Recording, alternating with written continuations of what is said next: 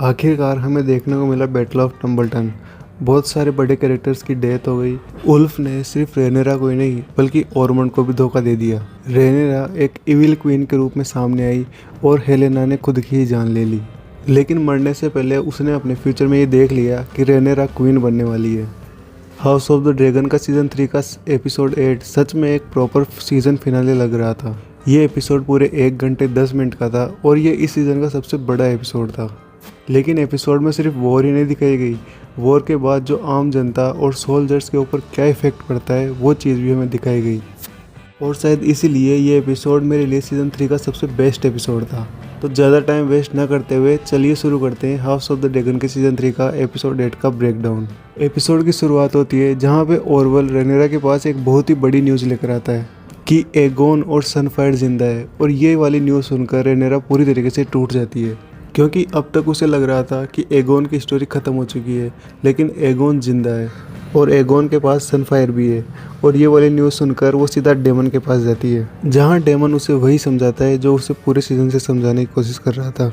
उसके पास 6 ड्रैगन है, इतनी बड़ी आर्मी है और उसको किसी का भी वेट करने की ज़रूरत नहीं है। टम्बलटन पर अटैक कर देना ही चाहिए। और यहीं रेनेरा ये बात समझ भी जाती है। वो विसेरियस को गुस्से में ब्लेम करती है कि ये सब कुछ उसकी वजह से हो रहा है, लेकिन कहीं ना कहीं रेनेरा की भी इसमें गलती है, क्योंकि पूरे सीज़न वो वही करने की कोशिश कर रही थी जो कि विसेरियस करता, पीस, नेगोशिएशन और कॉम्प्रोमाइज़। और वो ये समझ जाती है कि डांस ऑफ द ड्रैगन में पीस से कुछ नहीं होने वाला, और वो फाइनली डिसाइड करती है कि डेमन टम्बलटन जाएगा वॉर के लिए। इसके साथ रेनेरा मिसेरिया को भी अपनी काउंसिल और रेड कीप से बाहर जाने का ऑर्डर देती है। ऑनेस्टली जो पिछले एपिसोड में रेनेरा और मिसेरिया के बीच में बॉन्ड दिखाया गया था, उसके बाद में मुझे नहीं लगा था कि रेनेरा इतनी जल्दी मिसेरिया को छोड़ देगी। और अगर यहाँ पे बुक्स की बात करें तो फायर एंड ब्लड में मिसेरिया का रोल यहाँ पर ख़त्म नहीं होता है, बल्कि वो आगे भी रेनेरा के साथ रहती है। यानी बुक्स में भी मिसेरिया एक ऐसी कैरेक्टर है जिसकी लॉयल्टी को समझना बहुत मुश्किल है। वो ब्लैक या ग्रीन से ज़्यादा अपने सर्वाइवल और अपने इन्फ्लुएंस के लिए काम करती है, और इसलिए शो में उसका अभी डिसअपीयर हो जाना फ्यूचर में काफ़ी इंटरेस्टिंग हो सकता है। अब बात करते हैं बेला की। उसे भी पता चल चुका है कि टम्बलटन में अब वॉर होने वाली है, और वो रेनेरा से पूछती है कि क्या वो कॉर्लिस को बचाएगी। और जिस तरीके से रेनेरा जवाब देती है उसे समझ में आ जाता है कि कॉर्लिस को रेनेरा सेक्रीफाइस करने को तैयार है। और यहीं बेला और रेनेरा के बीच एक हीटेड आर्ग्यूमेंट भी होती है।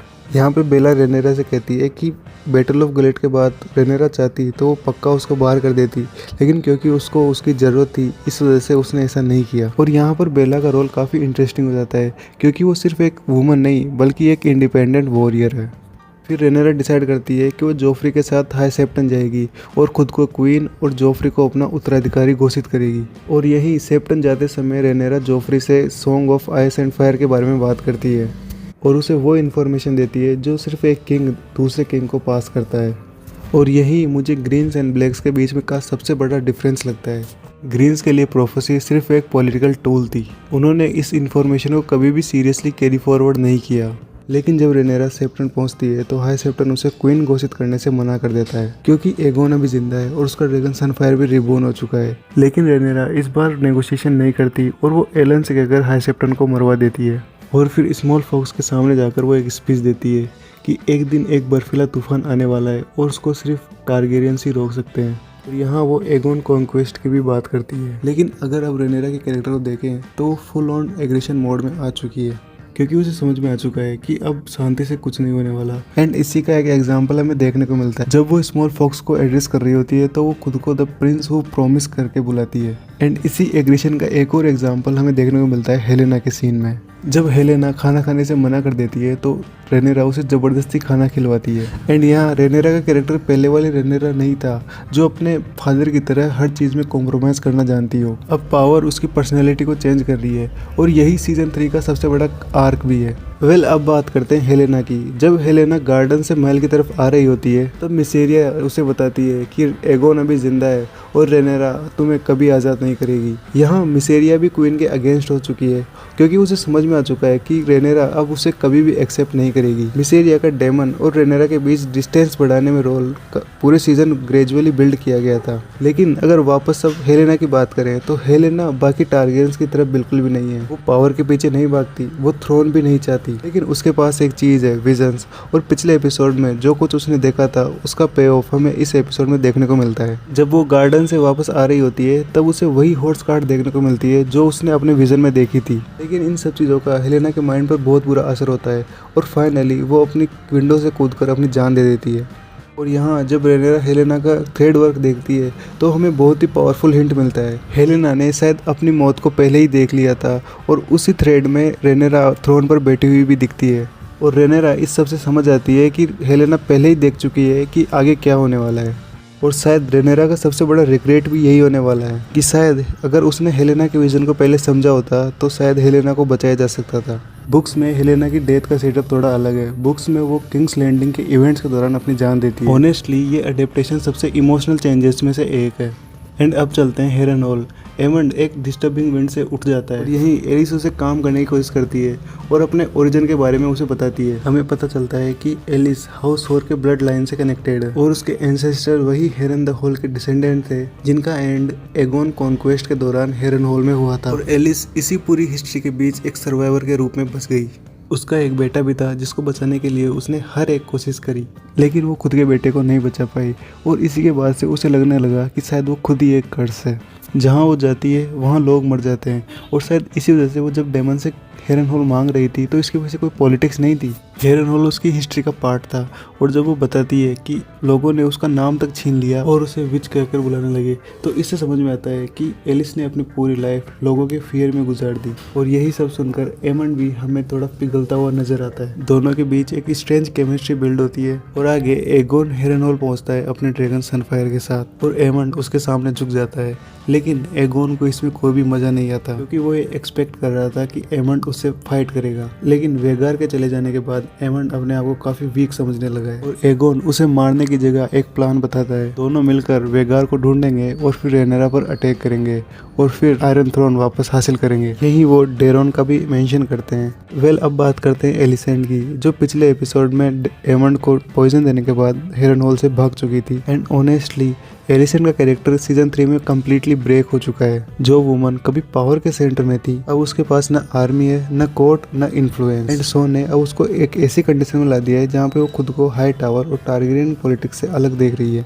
और अब सीजन की सबसे बड़ी बैटल पर आते हैं, बैटल ऑफ टम्बलटन। डेमोन करक्सीस के साथ टम्बलटन पहुंच चुका है। टली और विंटरवुल्फ पहले से रेडी है, लेकिन बैटल स्टार्ट होने से पहले हमें दोनों साइड की प्रिपरेशन दिखाई जाती है। बैटल जीतने के लिए इतना ज्यादा डेस्परेट हो चुका है कि वो बच्चों को शील्ड की तरह यूज कर रहा है। कासल के बाहर बच्चों को फ्रंट लाइन में खड़ा कर दिया है ताकि डेमन और उसकी आर्मी उन पर अटैक ना कर सके। दूसरी तरफ डेमन के कैंप में प्लानिंग चल रही है, कौन किस साइड से अटैक करेगा, कौन इन्फेंट्री को लीड करेगा और ड्रैगन्स का यूज़ कभी करना होगा। लेकिन इसी वक्त ओरमन डेस्परेटली उल्फ को ढूंढ रहा है क्योंकि उल्फ शराब पीकर कहीं टल्ली होकर पड़ा हुआ है और ओरमन जानता है कि बिना उल्फ और सिल्वर विंग के ये वॉर जीतना इम्पॉसिबल है। ओरमन उसको ढूंढ लेता है तो उल्फ को वो बुरी तरीके से मारता है और उसकी बेइज्जती करता है और यही उल्फ के अंदर बगावत आ जाती है और वो थोड़ी देर बाद अपनी बेइज्जती का बदला भी लेता है। इसी सबके बीच ग्वेन और डेरन को समझ में आ चुका है कि ओरमन वॉर जीतने के लिए काफी डेस्परेट हो चुका है और दोनों अपनी एक प्लानिंग बनाते हैं। ग्वेन कोर्लिस को लेकर डेमन के पास एक प्रपोजल लेकर जाता है कि वॉर यहीं रोक दो। रेनेरा किंग्स लैंडिंग रख सकती है और डेरन ओल्ड टाउन में रहकर अपने रूल करेगा। वेस्टरोस को दो अलग सफायर्स में डिवाइड कर दिया जाए। सबसे ज्यादा इंटरेस्टिंग चीज यहाँ पर यह थी कि कोर्लिस भी इस प्रपोजल के अगेंस्ट नहीं था। वो भी अब किसी और वॉर को नहीं चाहता क्योंकि वो जानता है कि वॉर का कुछ भी मतलब नहीं है, क्योंकि वो पहले ही अपनी वाइफ को खो चुका है, अपने ग्रैंड चिल्ड्रंस को खो चुका है और अब उसे पता है कि वॉर का कोई भी विनर हो, वलेरियंस पहले ही काफी कुछ लूज कर चुके हैं। लेकिन ऑब्वियसली डेमन ये प्रपोजल एक्सेप्ट नहीं करता क्योंकि डेमन और रेनेरा अब पीस से काफी आगे निकल चुके हैं। और फिर वॉर शुरू होती है। डेमन करक्सीस के साथ टम्बलटन की तरफ बढ़ता है और फिर विंटरवुल्फ टम्बलटन के अंदर घुस जाते हैं और यहाँ हमें पहली बार विंटरवुल्फ की प्रॉपर एक फाइट देखने को मिलती है और वो भी टोटली ब्रूटल। विंटरवुल्फ खुद रेज मोड में आ चुका है, वो बच्चों तक को नहीं छोड़ रहा है और तभी एंट्री होती है उल्फ की। पहले उल्फ डेमन की आर्मी पर ड्रैगन फायर बरसाता है और सबको लगने लगता है कि उल्फ ग्रीन की साइड आ चुका है। फिर उल्फ ग्रीन आर्मी पर भी ड्रैगन फायर बरसाने लगता है और इसी बीच ओरमंड और विंटररूस्ट के कमांडर रोडी द रूट की भी डेथ हो जाती है। यानी उल्फ ने दोनों साइड को बिट्री किया है। यही रीजन है कि बुक्स में भी इस इवेंट को द ट्रीजन्स ऑफ टम्बलटन कहा जाता है। अब डेमन टम्बलटन के अंदर एंटर करता है और वो ढूंढने लगता है और लेकिन उसके सामने होते हैं सर जॉन ब्रॉक्सटन। और ऑनेस्टली बोलूं, अगर बीच में ड्रैगन फायर नहीं होती तो डेमन के लिए ये फाइट काफ़ी मुश्किल हो सकती थी। क्लियरली दिख रहा था कि रॉब्स्टन डेमन को आसानी से टेक डाउन कर रहा है और एक पॉइंट पर डेमन उसके सामने स्ट्रगल करता हुआ नजर आ रहा था। लेकिन बैटल का डुएल किसी एक साइड को कभी भी मजबूत नहीं रहने देता और तभी ड्रैगन फायर वहां पर आ जाती है। यानी जो कॉन्फ्लिक्ट अभी हम देख रहे हैं उसका पे ऑफ आगे जाकर बहुत बड़ा होने वाला है। लेकिन अब बात करते हैं वॉर के आफ्टर मैथ की। ऑनेस्टली ये पार्ट मेरे लिए बैटल से ज़्यादा डिस्टर्बिंग था, क्योंकि यहाँ पर सबसे ज़्यादा सफ़र वहाँ के आम लोगों ने किया है और जो सोल्जर्स बचे उनके लिए भी वॉर खत्म नहीं हुई, क्योंकि बैटल फील्ड पर मरने वाले अपनी स्टोरी वही खत्म कर देते हैं। लेकिन जो बच जाते हैं उन्हें हर रात वो लोग याद आते हैं जो वहाँ पर मर गए। उन्हें याद आता है कि कल तक जिस आदमी के साथ वो खाना खा रहे थे आज वही उस बैटल फील्ड पर मरा हुआ है। सबसे बड़ी बात, उन लोगों ने ये वॉर शुरू भी नहीं की थी। उन्होंने आयरन थ्रोन नहीं मांगा था, क्वीन या किंग नहीं बनना था। उन्हें बस अपना परिवार, अपना घर और अपनी ज़िंदगी बचानी थी। पूरे सीजन 3 को एक बार पीछे मुड़कर देखें तो मेरे लिए ये house of the dragon series का सबसे बढ़िया सीजन था। सीजन की शुरुआत ही एक बहुत ही बड़ी बैटल से हुई थी, बैटल ऑफ द गैलेट, और सीजन का एंड भी एक मैसिव और एक ब्रूटल वॉर के साथ हुआ। यानी हमें पहले एपिसोड से लेकर लास्ट एपिसोड तक 2 बैटल देखने को मिली और दोनों बैटल्स ने पूरी स्टोरी को चेंज कर दिया। ऑनेस्टली बोलूँ तो सीजन 3 मेरे लिए इन तीनों सीजन में सबसे ऊपर रहा है। हाउस ऑफ द ड्रैगन की एंडिंग किसी के लिए हैप्पी एंडिंग नहीं होने वाली। आप अब मुझे कमेंट में बताना कि आपको सीजन 3 कैसा लगा। एपिसोड 8 में आपके लिए सबसे शॉकिंग मोमेंट कौन सा था। आपको मेरी ये पूरे सीजन की ब्रेकडाउन अच्छी लगी हो तो वीडियो को लाइक करना और चैनल को सब्सक्राइब कर लेना। बाकी मिलते हैं अगले वीडियो में।